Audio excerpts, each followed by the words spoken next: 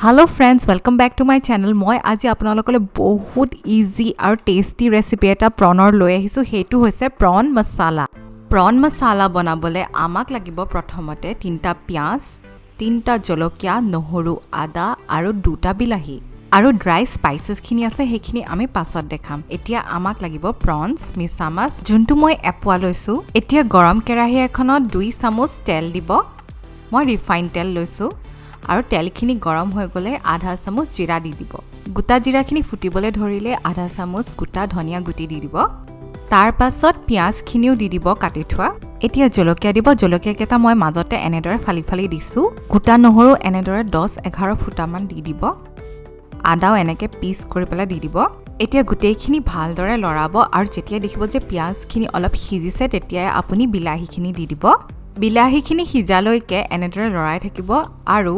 গেছৰ ফ্লেমটো মিডিয়ামত ৰাখিব যেতিয়া দেখিব যে বিলাহীখিনি অলপ সিজিছে তেতিয়া আধা চামুচ চেনি দি দিব আকৌ গুটেইখিনি মিক্স কৰিব আৰু যেতিয়া দেখিব যে বিলাহীখিনি ভালদৰে সিজি গল তেতিয়া আপুনি গুটেইখিনি ঠাণ্ডা কৰি লব আৰু তাৰ পাছত মিক্সিত দি দিব মছলা বনাবলে এয়া চাওক আমাৰ মিছা মাছৰ কাৰণে মছলা ৰেডি হৈ গল এতিয়া আমি মছলা বনোৱাৰ একখন কেৰাহী ইউজ কৰিম হেখন কেৰাহী গৰম কৰি পেলাই 2 চামুচ তেল দিব তেলখিনি গৰম হলে পিয়াজ এটা দি দিব কাটি পেলাই এনেদৰে পিয়াজখিনি লৰাব সটে হোৱালৈকে পিয়াজখিনি অলপ গোল্ডেন ব্ৰাউন হৈ গৈছে এতিয়া আমি মছলাখিনি দি দিম কি যে সুন্দৰ হৈছে ৰংটো মছলাখিনিৰ এতিয়া মছলাখিনি অলপ লৰাব তাৰ পিছত আমি ড্ৰাই মছলাখিনি দি দিম মছলা পাউডাৰ যোনখিনি হয় ধনিয়া পাউডাৰ 1 চামুচ দিব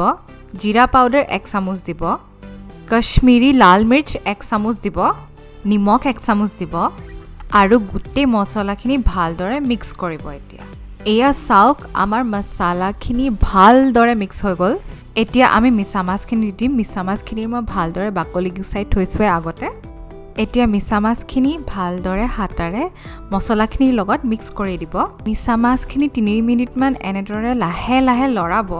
বেছি ৰাফলি হাতাখনেদি নলৰাব যাতে মিছা মাছখিনি ভাঙি না যায় একদম লাহে লাহে লৰাব যাতে মছলাখিনি সোমাই যায় মিছা মাছত 3-4 মিনিট হৈ যোৱাৰ পাছত পানী দি দিব মই গ্ৰেভিৰ জুখত পানী দিছো যেতিয়া দেখিব যে পানীখিনিত বইল হৈ গৈছে তেতিয়া আপুনি ঢাকন লগাই দিব 10 মিনিট মানৰ কাৰণে এয়া চাওক 10 মিনিট হৈ গল মই ঢাকন অতৰালো কি ধুনিয়া হৈছে ৰংটো